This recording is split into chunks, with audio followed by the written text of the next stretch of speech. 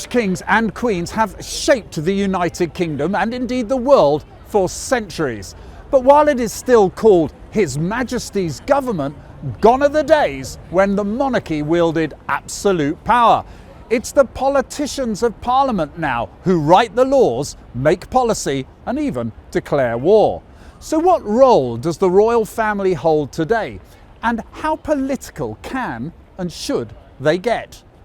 Let's set the scene here with a look at how the role of the monarchy has evolved in the United Kingdom with royal historian Elizabeth Norton, who joins me here outside the iconic Buckingham Palace.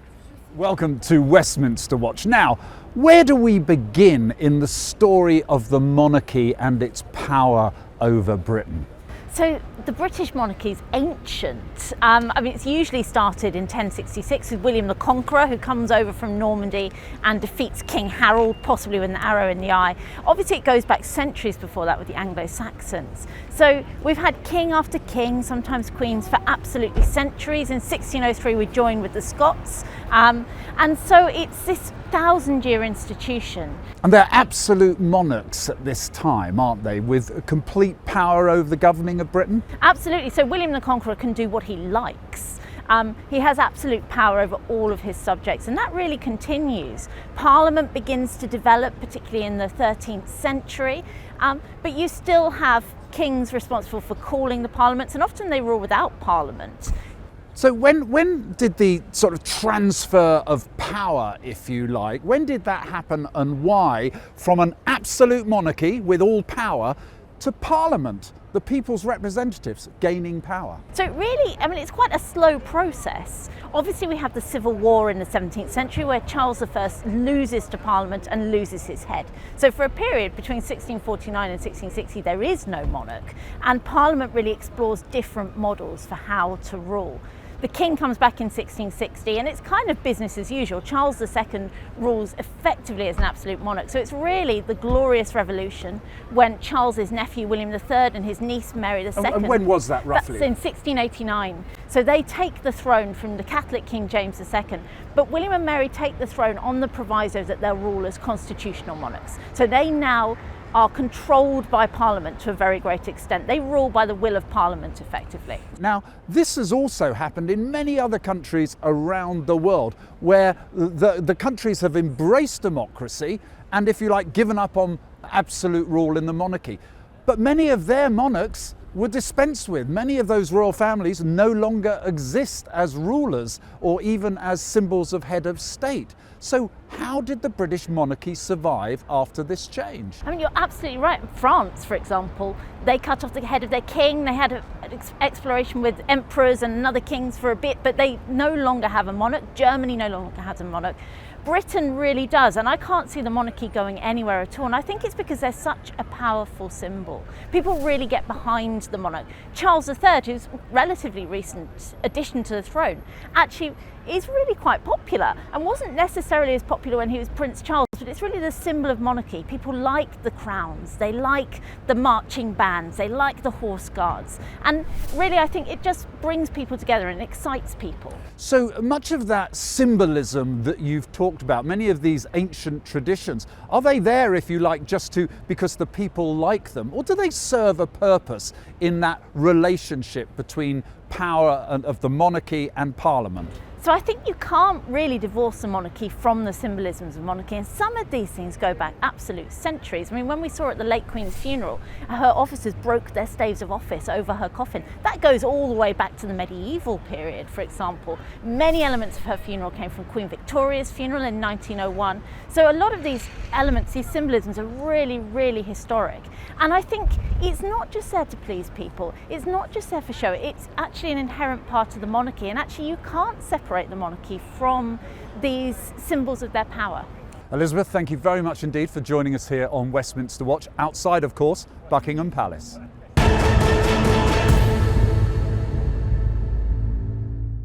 Back in the studio, let's discuss the role of the monarchy in more depth with my guests. I'm joined by Dickie, Arbiter, former press spokesperson for Queen Elizabeth II, Duncan Larcombe, royal journalist and biographer, and Alexander Stafford, former Conservative MP and royal historian. Welcome to Westminster Watch. Good to have you with us. Duncan, let me start with you. Yeah. In 2025, what is the purpose of the royal family? Yeah, I think that's quite a question, because I think I would answer that by looking back at what happened when the Queen died.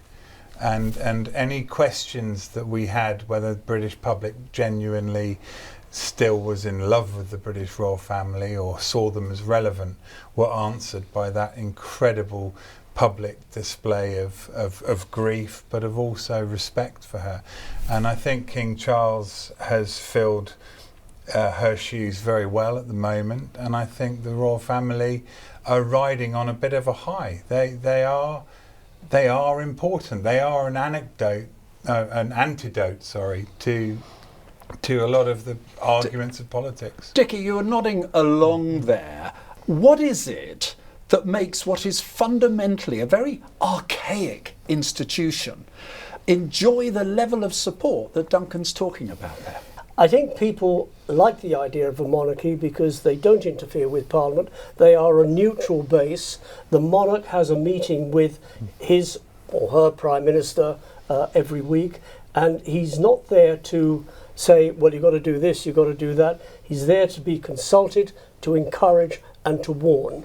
And that's exactly what he does, and that's exactly what the late Queen did. If you look at the monarchies around the world, Spain is pretty popular. They have their ups and downs depending on the state of the political parties. Holland is particularly popular, as is Denmark. Queen Margrethe, who abdicated last year after 50 years because of really ill health, was extremely popular. She walked out and spoke to the people. She didn't have surrounded by bodyguards and what have you. Alexander, as a former member of Parliament, the relationship and the involvement of the monarch with Parliament will seem to many people around the world as rather bizarre. What did you make of it? You have things like an MP is taken hostage, or whilst the Queen's, or in this case the King's speech is delivered. What did you make of it when you first arrived? Well, in some way it's a very weird, a nice weird system where you have this pomp and circumstance and ceremony and funny names like Black Rod and the like. But another way, it gives you that link that if you're a politician sitting in the House of Commons, you are, through the monarchy and the palace, the same person who was there almost 1,000 years ago. There's that continuous line, just like the monarchy's continuous line. As an MP, even though you're new or the first time ever being an MP, you have that continuous line and lineage back to Britain's history and heritage. It's important we have these ceremonies combined together with our government, our politics, so that we actually understand how we can move forward and learn from the past. Why don't we show you what members of the public thought, because we went out, and I'll get your reaction to this, to ask them what they thought about the royal family. Do you think that Britain should have a monarchy? No. I think the ceremonial role which they play so well, which does bring comfort to a lot of British people in what are obviously very difficult times worldwide, and brings tourist business to London as well. The alternatives are far worse. President Trump, President Macron, he's got lots of power, can't use any of it, and it works really well for how many years now? I just see it as useless. Yeah, I see it as outdated. I see it as really tacky. I think they're expensive, but on the other hand, I think they have their value. I think that any nation that wants its leaders to actually lead should have a monarchy. I think if you look at the United States, about 35 to 40% of the president's time is spent on ceremonial rubbish. It's obviously part of the culture here, but I don't agree with how much they spend in tax money. I think it's the one thing that marks us out as completely different to so many other places in the world, that gives us a sense of pride beyond the sitting government. That was our reporter Ellen Morgan taking to the streets. Alex, what did you make of that? Well, I think there was quite a lot of different points of view there. And I think actually the interesting one for me was the second person, the gentleman, who was saying that nothing is better, all the other options are worse. And he highlighted Trump and Macron. I think that really sums up quite neatly why the monarchy is well, because both Trump and Macron are two politicians on completely different political wings of the country. And this gentleman was saying, actually, it doesn't matter whether you're almost left wing or right wing, the monarchy is better. And I think I think people like the idea of having the monarchy being the personification of the nation. You can hate your politicians, and as a former politician, we obviously see that, and be disloyal to your prime minister without being disloyal to your country. And I think there's an issue in America. People dislike various presidents, and they almost like a backlash, saying if you don't like the president, you're anti-America.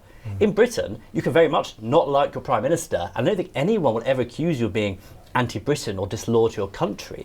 Dickie, cost came up from some of our contributors there. Well, I suppose we're not surprised. The Treasury, I think their latest amount that they gave for the so-called civil list was about 86 million. Yeah, well, it's not the civil list. Let's get this right. It is the sovereign's grant.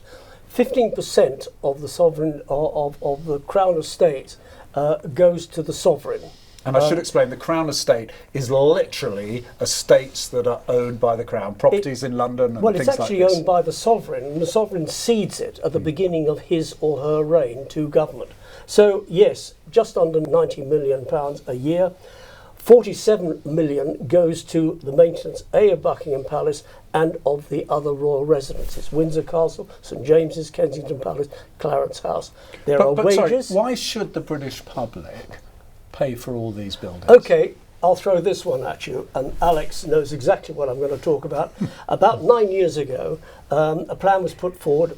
Palace of Westminster's falling down just across the road. Where you're talking about the House of Commons. I'm talking about the House of Commons and House of Lords. It's in a bad state of repair, and the initial cost was estimated. If the MPs move out and the Lords and the peers move out, £7 billion. If they don't, 13 billion.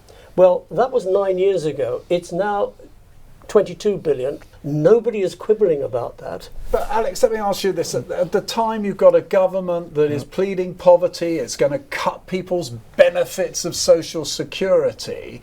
In the modern age, does the benefit of the royal family outweigh the cost? Massively outweighs it. When you're talking about pounds and pence, we're talking 86 million on that. That's only just over £1 a person. It's not a huge amount of money. And for that, we get a stable constitutional monarchy. We get somebody who can represent, and a whole family rather, who represents Britain on a global scale. Someone who can open doors, whether it's trade, whether it's meeting world leaders, and actually make UK PLC really sing, really stand out. The economic benefits from the tourism, as mentioned, from the trade deals, from even that respect, this huge amount of soft power that frankly a normal politician like I was wouldn't cut the mustard. But a monarchy which has been going down for centuries, gives the aura of respect and responsibility, and also ties us back to our history and the global world. Look at the Commonwealth. The King is head of the Commonwealth as well. So we're not just talking about Britain, we're talking about this global network which Britain has a huge influence over, and that really benefits us. Well, we'll come to the Commonwealth. Alex, can I just... Alex made a very good point. He said it costs the British taxpayer £1.29 per year each for the cost of the monarchy and the restoration of Buckingham Palace. Take away the restoration, which should be finished in 2027, it goes back to 79 pence. That's value for money, surely. The Republican movement in the UK, which is admittedly very small, would argue that the costs far exceed 86 million, Duncan. In fact, when you add in a lot of the security, the cost to local councils, they would make the case it's actually about 5 times more than that. But what is the public view? Is it we don't mind the costs when they're popular, but when something goes wrong, that they automatically identify the cost? Yeah, I think at the heart of what we're talking about is the British public being expected to understand that if Prince William's son, Prince George, is born in a hospital bed, in the hospital bed next to him is Johnny Nobody, that one day George will become King George by right of God. I don't think anyone buys into that anymore, the divine right of kings. But I think that shows the strength in the system insofar as we have a royal family, that it's our royal family, it's part of being British. But I also think quite interesting what you said about born and next door hospital beds. I think maybe the old-fashioned view of the monarchy was that's the monarchy and that's all it is. But I think now there's an expectation for the public. The monarchy has a job to do, and that job is to go out and represent Britain. It is to open up local hospital wings and speak to the public and actually have that engagement. And we'd expect that. And it's no longer, oh, you're the monarchy, that's what it is. Actually, you're the monarchy, you'll get paid, but we expect something in return. That explains almost perfectly why when the Queen's second son becomes close friends with a convicted paedophile, Prince Andrew, becomes good friends with a convicted paedophile. When Prince Harry, Jeffrey Epstein, yes. When Prince Harry goes off and writes a book slagging off the rest of his family in the institution, admitting that he took drugs and did all these different things, they are a fragile institution because, you know, if they play the game works. Which is why the royal family do not react to people like Prince Harry, who writes his book, slagging off with 6 hours of Netflix, slagging off in Oprah Winfrey. Not a word. And not a word either on Prince Andrew. The very nature of the relationship speaks volumes. Dickie, would you say Prince Harry's seeming attacks on his own family have united public opinion behind the king? Oh, very much so. Very much so. And the great British public are not stupid. They can see through that marriage, and they can see how Harry is, and I'm going to say this, being manipulated, because he was an okay guy before he got married. Absolutely. What happened? But I think, you know, going back to the Harry situation actually shows the strength of the monarchy in the UK, despite, frankly, a prince going rogue. I use that word, going rogue. No, you're right. The public and despite Prince Andrew and the scandal around him that Duncan's talked about. Despite these issues, to my opinion, the public support of the monarchy hasn't wavered. They've actually gone against Harry and other members of the royal family, but the actual institution, I don't think has been questioned. I don't think anybody really was saying, I was a monarchist before, but then I saw Harry went off to the United States and I'm now an ardent Republican. I don't think that's changed any minds. I think the institution is so strong that it can withstand the shocks. Now, the royal family have distanced themselves what's gone wrong with action and not words, and that speaks volumes. And would that have been the advice you would have given? Oh, most certainly. You know, there's the saying, never complain, never explain. Which we've heard about often. Now, I'll ask you this, Duncan. They are great for tourism. They are great for international visitors. In your opinion, if that is the case, do you think they are paid for just simply by the number of people they encourage to come and look at the palaces, pay to go in and see them, and all the wider tourism?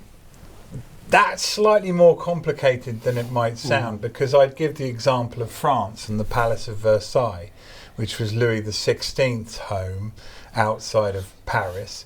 That is, after the Eiffel Tower, the biggest tourist attraction in France, and they haven't had a royal family there for a couple of 100 years. So you think the building might have done it, not the family? I think the tourism argument perhaps is weaker, but what I would say is it's the living royal family. Also weddings and things like this, that drags people from around the world. But you know, to add to we're living beings, we're also living history. People gather around these royal palaces. I know when I worked there, the number of photographs that were taken of me as I was going in and out, people thinking I was one of the royal family. I've lost count. But people gather around these buildings in the hope of seeing a member of the royal family. To be fair, Dickie, you are pretty much a member of the royal family.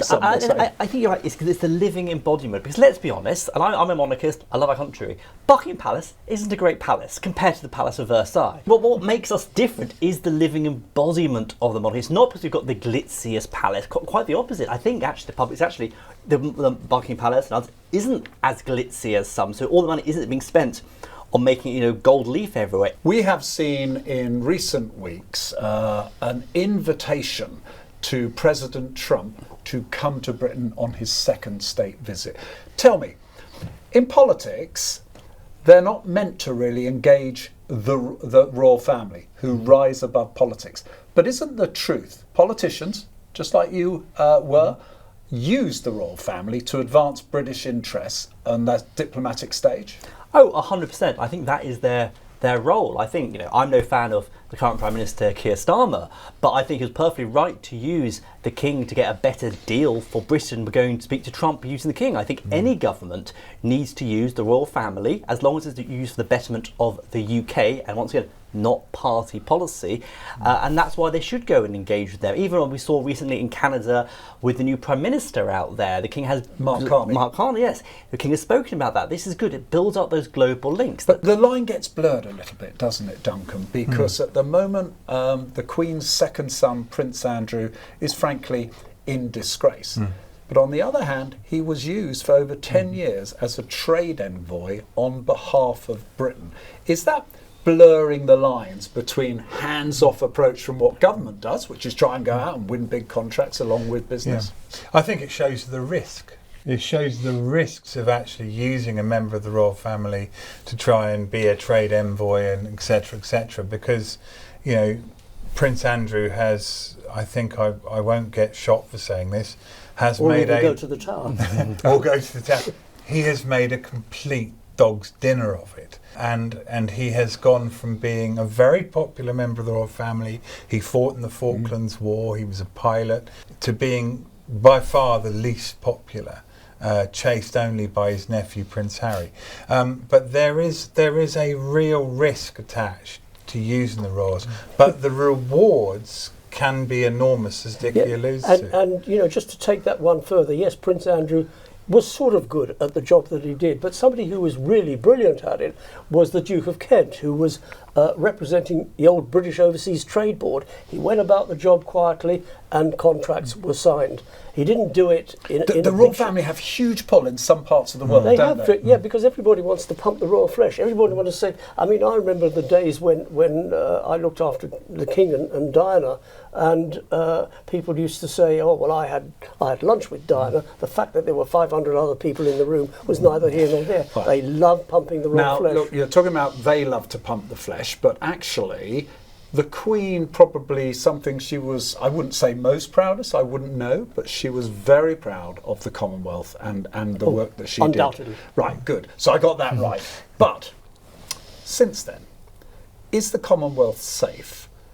Do you see it potentially shrinking? We've only just heard recently, Australia, for example, are no longer going to have the King's head on their Those two, currency. That and the Commonwealth is neither here nor there. They're not part of one or the other. The Commonwealth is actually growing. You've got Rwanda has joined the Commonwealth. Mozambique has joined the Commonwealth. There are countries who were never part of the United Kingdom joining the Commonwealth. It's now 56 countries. It's a strong unit, but it's only as strong as the people within the club membership want it to be.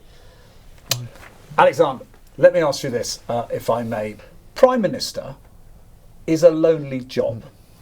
We have a unique situation in this country where, as Dickie said earlier, the Prime Minister meets once a week with their monarch.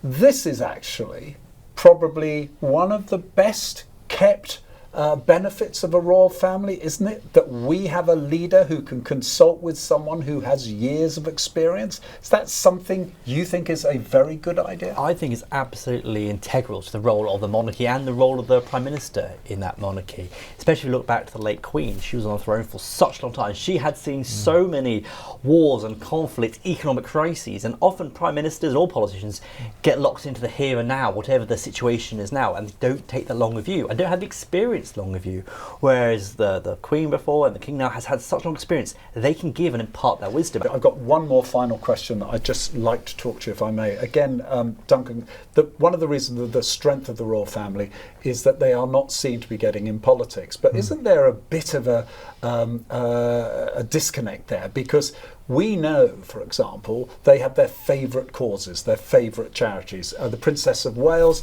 is very much championing early years, for example. Reality is, that's something the politicians should be sorting out, early years and education and family influences. Isn't this the way that the members of the royal family choose their causes and charities to give a bit of a oomph to the government? I think that's certainly the way that the current king, when he was Prince of Wales, did it with his opinions on the built environment and so on. He was quite outspoken on homeopathy, architecture, homeopathy, yes, and so on. But they stick to what they're passionate about and what they know about. And I think that in that they provide a voice. Would the government go, blimey, Prince William, going to be a future king. He's really interested in homeless. We need to get our act together. The government are sitting pretty because it thinks, well, you know, if somebody else is doing it and it's a charity, let them get on with it. It's not going to cost the taxpayer. But you take the king when he was Prince of Wales. He started the Prince of Trust from nothing in the mid-1970s, built it up into a £100 million organisation helping young people off the streets, helping the homeless, helping youngsters getting jobs. And into business. And it is a business, and it is a very successful business. Well, thank you all, gentlemen, for joining me here. Alexander Stafford, thank you very much for joining us. Duncan Larcombe and, of course, Dickie Arbiter. Pleasure to have you on the sofa here at Westminster Watch. Indeed, thanks again to all my guests for joining me. And don't forget to connect with us on X at TRT Westminster. But for now, from me and all the team here, goodbye and thank you for watching.